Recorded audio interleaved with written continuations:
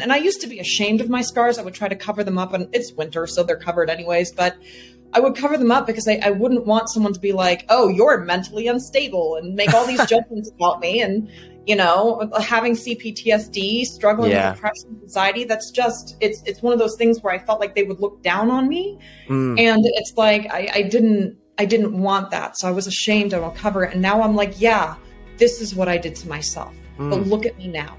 Look at how far I came. And if you're in that place, you can do it too. Learning about myself, I was becoming the person I wanted to become.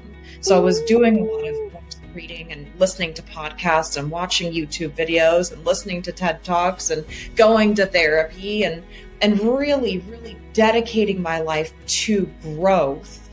Because, I mean, what other option did I have? The other option was, not a good one. I wanted to help people who were struggling with toxic relationships because I had a history of abuse.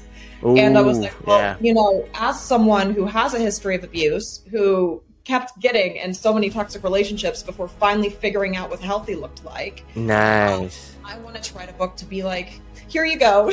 I've done it. I've been there. Here's a book. Here's what I got at. First of all, I want to be very clear that a toxic relationship is different from an abusive relationship. Very different. Yes. An abuser doesn't change. Ooh. You can have abusive habits and not be an abuser, but an abuser does not change. So with that being said, if you're in an abusive relationship and that person is actually an abuser, well, that's something that you want to consider. Is this the kind of relationship that you want to be in? And if not, considering other options, such as leaving.